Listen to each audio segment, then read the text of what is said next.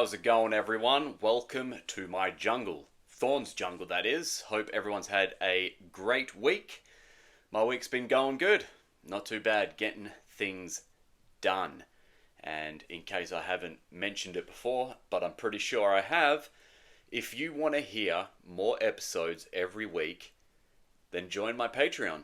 For as little as $3 a month, you can get a whole extra episode of Thorns Jungle a week. And a whole bunch of other stuff. Depending on what tier. I mean, you can get like discounts on shirts and things like that. But for just $3, you can get a whole extra episode a week. Now, that's a pretty damn good deal, isn't it? Anyway, let's get into it. So, yesterday, I put out a thing on my Instagram story asking my followers for any wildlife related questions or topics that they can ask, and I'll answer it on this episode of Thorns Jungle. I haven't seen the questions. I just looked at the list of them, screenshotted them, and this will be the first time I've seen them, so my answers will be pretty improvised answers. So bear with me. If I don't know the answers to any of your questions, I will tell you, because nobody can know everything about wildlife. So how about we get into it? Let's have a look. Alright. First question is from, Taurus Cohen. Taurus Cohen. I have a couple. So I've got a couple of questions here from the same person. That's alright. The more the better. Is the dung beetle actually the strongest animal relative to its size? So as far as we know, and as far as I know, yes, it is. I'm not sure of any other animal that can push, pull, lift over 1,000 times its body weight like the dung beetle can. And I think like that would be equivalent to a 70 kilogram person pushing or pulling like 7 or 8 double-decker buses or something like that. It's something crazy. And as far as I know, there are no other animals that are that strong. I mean, obviously rolling a big ball of dung would be a lot easier than dragging it or lifting it, but dung beetles do all of the above. So they are definitely crazy strong for their size. You know, imagine rolling a ball of turd that's like, I don't know, what's massive? The size of a couple of shipping containers. Not only would it be disgusting and you would get very stinky hands, but it would also be very heavy. Can you imagine the size of the bits of corn in that? Alright, so next one. This is again by Taurus Cohen. Do translucent animals have blood? Alright, that's a good question. So there are lots of different types of translucent or transparent animals. There's frogs that are fairly transparent. There's fish that are transparent. There's quite a few, and they all kind of have different blood. Not all have different blood, but a lot of them have, like, for example, some of the translucent tree frogs, to avoid being seen easier, because obviously they're the blood running through their circulatory system. God, I've just woken up, guys. Could stand out to potential predators. So they've got a method where they store most of their blood in their organs, like their liver. So it's not constantly just being pumped around their circulatory. I can't say that word. Circulatory system. Jesus Christ. So they have blood, and obviously red blood, which means they would have hemoglobin. But then there's fish like some of the real deep sea like ice fish that live in super cold water. They are transparent, but their blood, it's something like it doesn't contain hemoglobin. So it's not iron based, so it's not red. So their blood is actually translucent as well. It's transparent blood. Uh, Through what evolutionary processes they have to get to that, I don't know. I'm sure it was a long time of evolution to get to that point.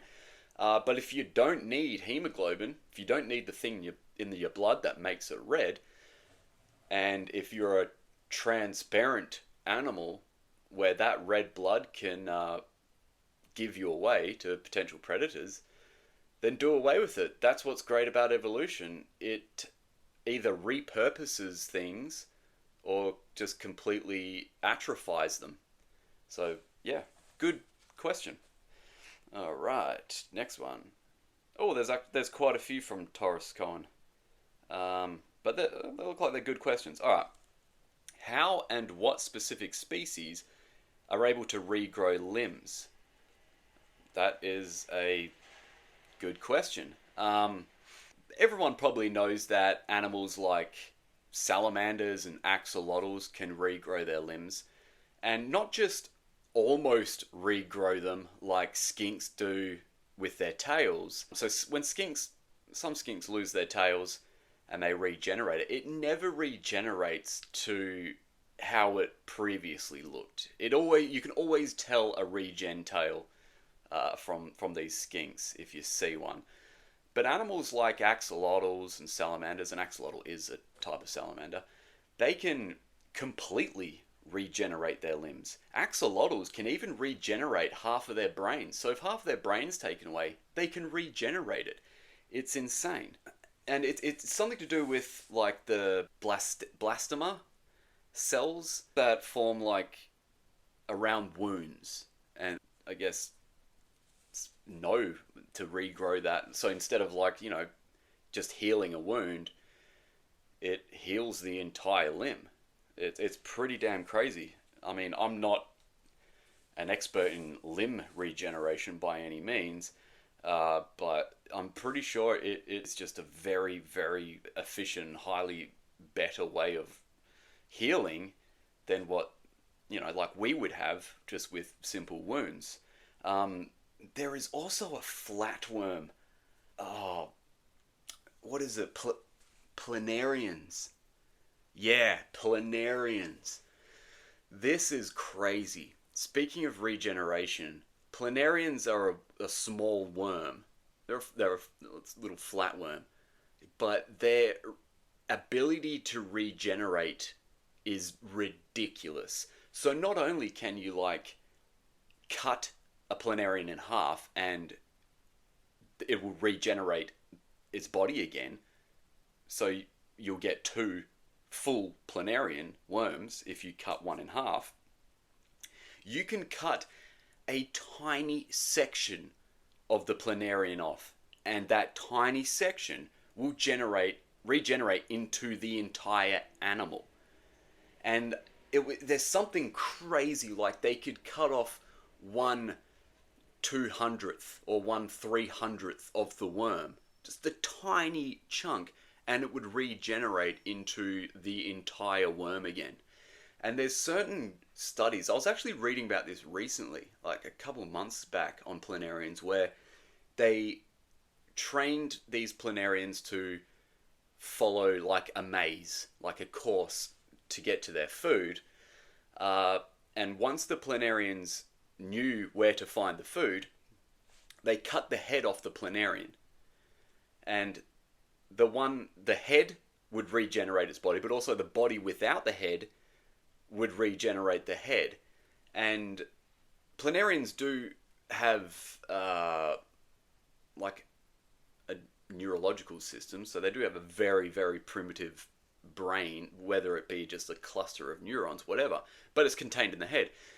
But the planarian that's head regrew, completely new head, somehow still knew the maze to get to food. How crazy is that? That's very, very strange. And like, to be honest, I don't know the process of like how they're able to regenerate like that, but I know their body's full of neoplasts, which create cells that are associated with wound healing and things like that. But they must be packed full of them because it's insane. Planarians are just the craziest animal. Like, what a weird thing. All right, next question from Taurus Cohen again. How do albino animals exist? So, an albino is a mutation that basically lacks any pigment. So they have no pigment in their body, no color. So sort of by default, a lot of animals are white with pink eyes, but there are some exceptions. But it's a mutation in the body, and there's a few mutations, a lot of mutations that can alter pigment and express certain gene alleles that make them weird colors and things like that. Like you have leucism, you have melanism, where they've got an excess amount of melanin, which means they're black. But albinoism, they lack all pigment, so no color whatsoever. And a lot of the times in the wild, albino animals don't do well. I mean, they stand out like a sore thumb. Oh, this truck! Always, as soon as I hit record, a truck goes past. And it's doing laps as well. It is doing laps. I'm about to run out there and shake my fist at it. Every time. Honestly. Alright, back to it. So albinos don't really do well for most cases in the wild because they just stand out like a sore thumb. Any pigmentation that would cause any form of camouflage on their hair or skin or anything like that is gone. So imagine just like walking through a forest and you're a predator and you just see this glowing white bit of prey just standing there. You're like, alright, I can see you. That's an easy one. But then you can go the opposite and melanistic animals, so black panthers, which are melanistic leopards or melanistic jaguars. So they're leopards and jaguars that have an excess amount of melanin, making them black, although you can still see the rosettes in certain lighting. That's what a black panther is. A black panther isn't an actual standalone animal. But for the most cases, when they have this mutation, it can actually benefit them a lot of times in the wild because you're jet black, you primarily hunt at night. It's, bloody bonus.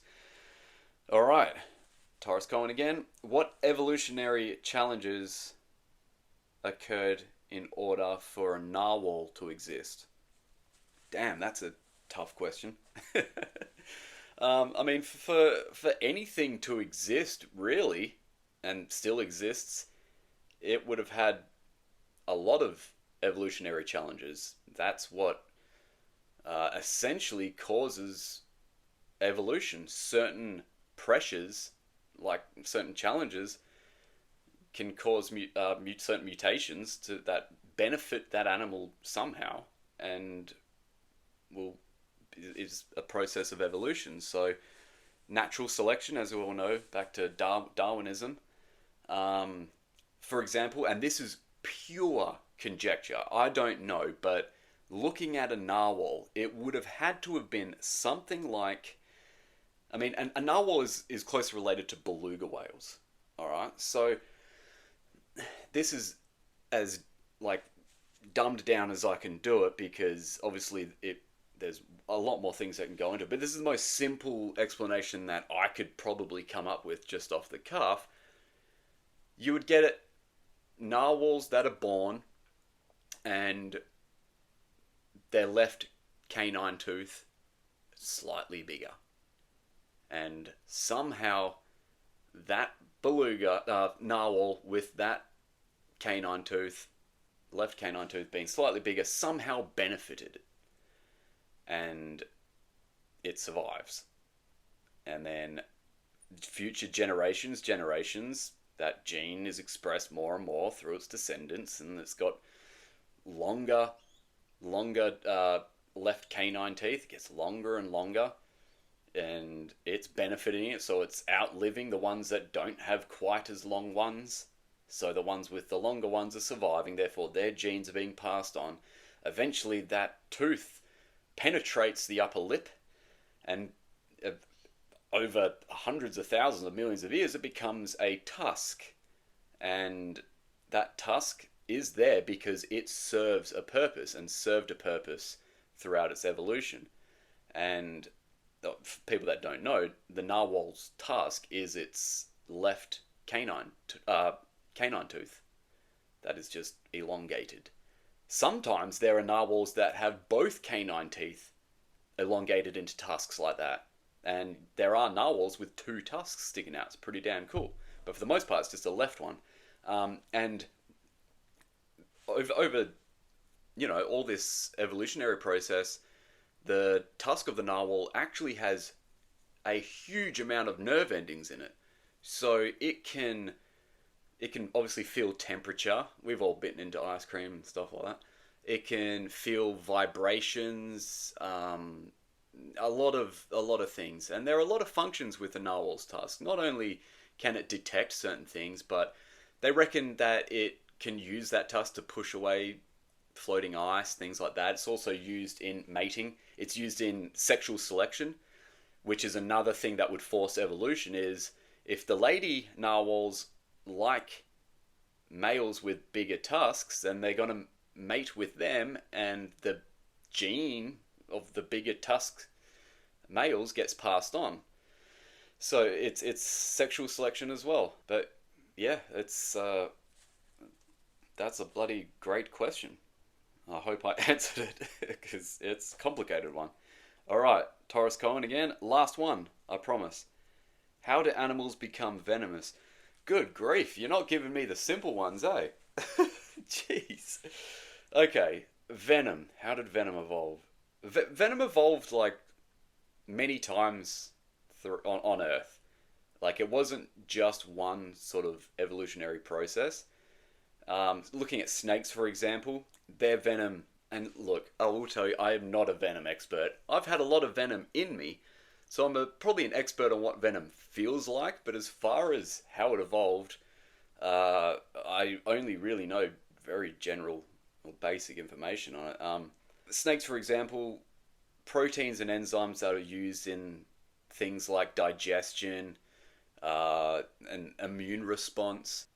Over a long period of time, those proteins and enzymes in those sort of things for digestion and immune system were mutated to make and express certain enzymes that were more toxic and things like that, until they got to a point where they were of benefit to the animal. And the venom glands of snakes just repurposed saliva glands, so that those enzymes and digestive juices and immune enzymes and bacteria or whatever evolved over time to become toxic, and like the narwhal, were beneficial for the snake. And over time, those proteins and enzymes, I guess, got more and more toxic. They mutated, they became other toxins and things like that. And wham, bam, thank you, ma'am, you have a venomous snake with those evolved enzymes, toxins, proteins in their repurposed saliva glands. Think animals like scorpions, for example. I think it's kind of the same deal but I think because their obviously venom is housed in the tail, I think it was more like enzymes used for their immunity, for their immune systems, like proteins called defensins, I think they are, and those defensins are like used in their immune system to fight bacteria, and obviously over many years they evolved to be, not just fight bacteria, but they mutate to become more and more powerful until they get to a point where they are now toxic. Whether or not it's used for defense or used for predation, those defensins against bacteria have become quite powerful, not just against bacteria, but for against other animals. So that's probably the best explanation I have. Again, I'm not a expert in this venom field. It's an answer. All right, what we got next? Ellie, 1590. As a kid, I was told not to touch birds, turtles, frogs, etc. because they had germs. Is that true? Absolutely, absolutely. Not it's not just specific to these animals. All animals have germs. Humans have germs. We're filthy as all get up, especially our mouths. But, as a rule of thumb, if you handle any animal whatsoever, you should wash your hands afterwards because, especially frogs, you don't know what toxins some of them frogs are carrying, so definitely wash your hands. And actually, with frogs, wash your hands before you handle them too, because humans have a lot of nasties on our skin that can be absorbed through frog skin and do damage to the frog. But yeah, rule of thumb, all animals, especially wild animals, they're going to have germs on them. So it's not just species specific. As a rule of thumb, wash your hands after handling animals. You don't know where they've been, what they've been walking through, they've been walking through swamps, rivers. They got all sorts of bacterias on them, just like humans, you know. So yeah, it is true, but you should wash your hands because they do have germs. But every animal has germs. All right, Jonathan, my boy, old Jonathan. He's been on a couple of trips with us, with Rob and I, and he's a bloody champion. I love Jonathan. He's awesome. The Haas-Siegel / see, I can't pronounce. You know how bad I am at pronouncing stuff. The Puaki legend. The Haas-Siegel / Puaki legends. I don't know if that's pronounced right, but that's what I'm going with. Are they real? The Puaki, I'm assuming, is okay. So the Puaki, it was the Maori or Maori legend of a bird that killed people. That's as far as I know about the legend of it. It was like a sacred bird that they, of folklore mythology that could kill people. And they reckon it's the Haas-Siegel. So for those that don't know what the Haas-Siegel is, it's a now extinct eagle, and it was the largest eagle that's ever existed. It could weigh over 20 kilos, or I don't know what that is in pounds, 45, 50 pounds. So it was a massive eagle. It wasn't known to have a huge wingspan. It was more of like a heavy bird with what would you call it? A deeper wingspan.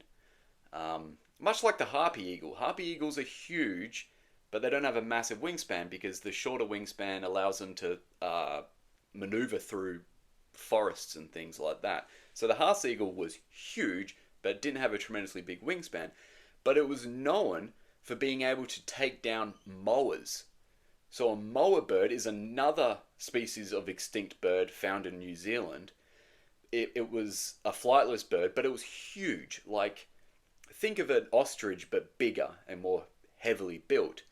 The moa could weigh 250 kilograms. So 550 pounds. This huge bird. And the Haas-Eagle could kill it. Which is insane. It would go for the head, sort of bang, bang, bang, do damage to the head and take down moas. That's nuts. So you've got to think, if a Haas-Eagle could take down a 250 kilogram moa, it probably would have, I'll place my bets that it could take down a human. Obviously moas don't have hands to fight off an eagle. They got those tiny little atrophied vestigial wings that are basically useless. But, I reckon a Haas-Eagle could take at least a small person or a kid for sure. If it hadn't happened, I'd be very surprised. And, that's probably where the legends came from. It probably has done that in the past. The Haast, in the past, flying fast, its damage is vast. My hip-hop rap career never really took off. So, yeah, that's what I think. I reckon the legends are probably based on something, and it wouldn't surprise me if it's based on the Haas Eagle taking out a few Māori. All right, this is from WA Bush and Wildlife. Is this Danny? It might be Danny. I don't want to, in case it's not, I don't want to say anything about how much of a champion he is. He's a cool guy, but it might not be him. I'm not too sure. He says, favorite reptile species found in Perth. Oh, that's a tough one. That's a tough one, man. Oh, where do I start? There are reptiles that I'm yet to find in Perth that would probably be my favourites around Perth. I do love the Jan's banded snakes. I really do. Every time I find one, I'm super stoked with it. But to be honest, like, it's going to sound boring to people that live in Australia, but man, the bobtail, the old shingleback lizard, it's got to be my favourites. Just because they hold a special place in my heart. Like, I used to volunteer when I was a kid at a native wildlife rescue place, and like with my dad, and because I was too young to go there by myself, and we used to foster care dozens of shinglebacks, dozens of them. So we'll take them home. We had like this big enclosure built outside, and we would basically nurture them back to health and release them again. So, and I'm always rescuing bobtails, always. I get it. So shinglebacks, we call them bobtails here in Perth. It's like a colloquial term for shinglebacks in Perth, bobtails. I get them in my backyard probably once every few weeks during the summer, and I just always love them. I've got such a soft spot for them. They're adorable as well. I mean, they don't even really look like a lizard. They just look like a pine cone, essentially. But I just love them. They're probably the most tameable lizard on the face of the earth. They have a blue tongue because they're part of the blue tongue family, genus, and they when you go up to them, they open their mouth and they put out that bright blue tongue, and they've got a good bite on them. I'll give them that. But once you get a hold of them and just hold it for a while and just like pat it on the head for a bit, it's just like, I give up. I'm gonna go to sleep now. And you know, I reckon if you spent a day with one, you'd be able to tame it up to the point where it's like, just doesn't care. They're just such a beautiful lizard in both both how they look and their nature as well. Mike Moriali. Mike Moriali. I'm so bad with names, even if it's such simple spelling. I'd mess Smith up if that was the last name. Be like, Smith? Huh? What does that say? Oh, when do we get a new season of Kings of Pain? I knew that question would come up. I knew it would. It comes up multiple times. I'm surprised there's not more, to be honest. I have answered this many times before, but no idea. Probably never, to be honest. It's not up to us. It's up to the TV network, and given it's been, 2 or 3 years since the last season, I'm not holding out any hope that there will be another season of Kings of Pain. Rob and I always said we'll do another one, for sure, but it's not up to us, you know, and last I heard, History Channel want to go back to doing more traditional history shows, and obviously Kings of Pain is way out there for History Channel. So yeah, I'm not holding my breath, but Rob and I are going to be pitching another TV show shortly, so maybe keep your eye out for that. I hope we can make it happen because it's such a cool idea. Such a cool idea, so I do hope it happens. Alright. Oh god. This name is going to kill me. Yolman Eseche? Yolman Uset. Anyway, thanks for the question. I'm so sorry I butchered your name. It's not your fault, it's me. It's not you, it's me. I promise you. Oh, I love this question. What's your favourite cryptid? Alright. My favourite cryptid? Okay, so I'm gonna split it into two sections here. One would be my favorite cryptid that I actually believe could exist, and the other category would be out of all the crazy cryptids, like the real weird ones that I know for a fact don't exist, but I will still answer what my favorite is out of that. It's like ask. I'll use that one similar to be like if you asked me what my favorite Pokemon was, right? Because most of these ones are fictional cryptids that probably don't exist. Um, so let's separate the two. So the first one, my favorite cryptid out of the ones I think exist, is I've got to say the Orang Pendek because it's the only cryptid I've actually gone looking for in the jungles of Sumatra and did find potential evidence of. And I just think it is really cool because it lives in a jungle and I love jungles, hence the namesake of this podcast. So the Orang Pendek is basically a bipedal, so walks on two legs, animal, ape, that is said to live in the jungles of Sumatra. But it's only very small. So it's not like Bigfoot, where it's like 8 or 9 foot tall plus. It's only about 3.5 feet tall.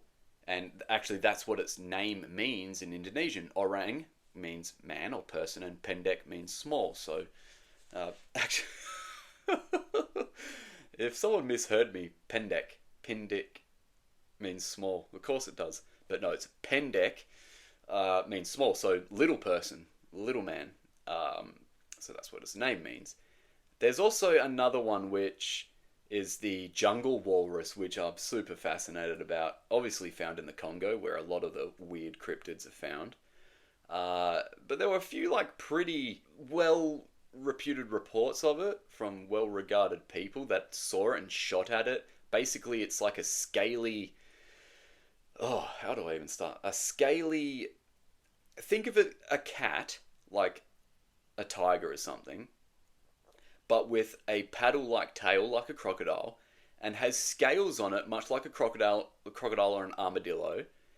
It had leopard patterns on it, so leopard rosettes, and a cat-like head with two large tusks or teeth, hence the name, the jungle walrus.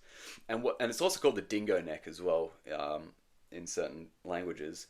But the interesting thing about this animal is, which also gives it some credence of existing, is there are cave paintings of it, which is very, very strange. There's actual cave paintings of this animal. So whether or not it exists or did exist at one point in time, who knows, but it's super fascinating. Alright, let's shift over to the just all-round cryptids. My favorite... Oh, man, this is hard. This is super hard. Oh, it's got... You know what? It's going to sound boring as all hell, but it's got to be Nessie. Nessie was the first cryptid I ever heard about. And I love every sort of... Like the whole legend behind it. It's just this super deep lake. And there's a monster that lives in it. And whether or not it's a gentle monster or it's an aggressive monster, who knows? But I don't think Nessie exists, and I've actually done an episode. One of my earlier episodes was purely on why Nessie probably doesn't exist. But Nessie's kind of the spokesperson, the mascot for cryptozoology. Nessie and Bigfoot. But yeah, I just think it's such a cool concept. This plesiosaur type animal living in this deep loch, and you know, whether or not it's the only one in there, it's this one monster that lives in it. It's just really cool. So it's got to be Nessie. And one of my like most prized items that I own, and I've owned it ever since I was a kid. I was at an arcade before I went to the movies with my grandparents, and I must have been 5 or 6 years old, and I won a ring out of one of those, like, you know, vending machine things. They come in those little plastic capsule ball things. And I won a ring, and it was just this gold ring. Gold in colour, obviously it wasn't real gold. And it just has this metal outline silhouette of a plesiosaur, the Loch Ness Monster on it. And for some reason, I just love it so much, and it's in my little sentimental box, and it's one of my like most prized treasures, and it's probably the oldest thing that I own, that I used to own, and I still do. So yeah, great question. I love it. Okay, Thomas McKinnon, nailed it. Nailed the name, Thomas McKinnon. How did your career working with animals? How did your career start? How did you start your career working with animals and tour guiding? Sorry, I'm reading them off this like tiny little square thing. Man, that is a long story. So obviously, I've always been obsessed with animals. I was born obsessed with animals. There is no memory of mine where I wasn't obsessed with animals or thinking about animals. I used to get in trouble at school because when kids were reading fiction books, I was reading animal encyclopedias. It's just a constant obsession. And even to this day, there is not a day where I haven't looked or researched some animal or learned something about an animal. It's just always on my mind. And if animals aren't on my mind, I feel guilty. It's so weird. So, yeah, I mean, I was just born obsessed with animals. And obviously, like, rescuing local animals, volunteering at wildlife rescue places. Then eventually I went to study wildlife biology, then quit halfway through because I was like, I already know this. Why do I need to do this for a piece of paper? This is blah, blah, blah.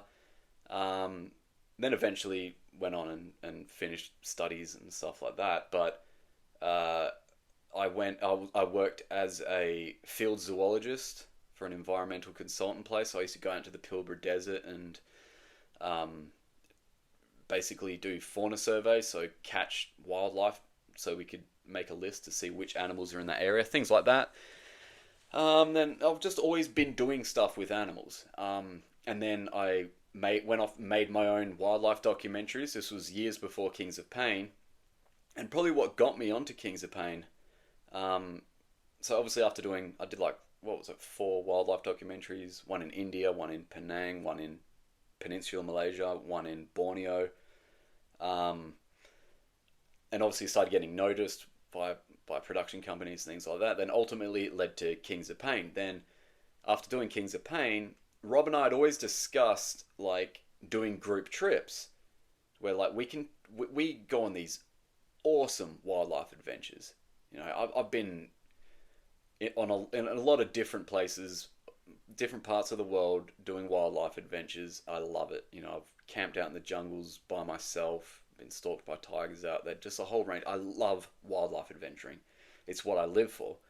And like for the most part, like when I'm not out away somewhere doing a wildlife adventure, I keep to myself at home. I'm a hermit essentially. I basically plan for the next one. I'm like I don't want to say I'm Indiana Jones, but I'm basically Indiana Jones. To where, you know, there's the side of him where he's at teaching at school, at the university, and he looks kind of like a nerdy professor guy. And then there's the other half of him that the students don't really know about, and he's out there on an adventure, getting chased by tribes and looking for treasure. I'm a bit like that. When I'm home, I'm home. And that's it. I'm still doing wildlife stuff, but you know, I'm pretty much on a wildlife adventure 2 or 3 months out of the year. I would love to do it more though. Anyway, so Rob and I always discussed doing group trips, taking people out on these wildlife adventures, taking people out on safari, letting people see how cool what we do is. And obviously, when we take people on safari stuff, it's a lot more luxurious than what Rob and I are used to. Like, you know, sleeping on the floor of a jungle and stuff like that. No, we sleep in lodges and things like that when we're doing these trips.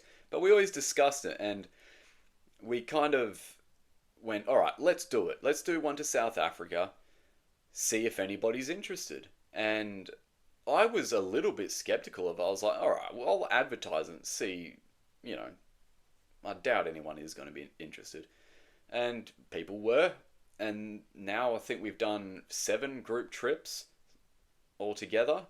And we've got 3 more planned, going to India and South Africa in a few months' time.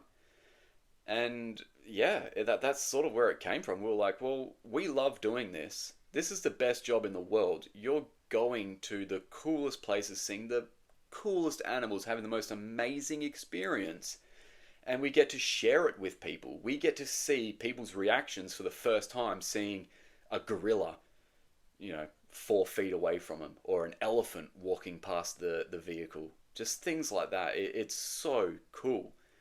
Um, and obviously, Rob and I have seen these animals a lot, but you never get bored of it. And you never get bored of seeing other people's reactions to it. So we love it. We love uh, talking about animals with people and showing people how cool animals are. So yeah, I hope we keep doing these trips and keep doing more and more, like more regularly. So if you're interested in on coming on one of our trips, the India one's full, the South Africa one's full, but we've got spots for the Uganda one in January, January 10th. There are spots available, and we're offering a discount on that trip. It's a gorilla safari. You do everything: gorillas, chimpanzees, lions, elephants, hyenas, hippos, crocodiles. You name it, you will more than likely see it in Uganda on this Uganda trip. So if you've ever wanted to do that, don't pay 16, 17 grand US for the exact same thing that we do. So yeah, come along on one of these trips with us, because we don't know how long it'll last. We don't know if we'll go back to Uganda again. If we'll go, we just don't know. So just don't miss out. It's not like it's oh, I'll do it in a few years' time, because it might not be there in a few years' time. For the, you know, I'm hoping it is, but you never know. Anyway, so yeah, I think that was the last question.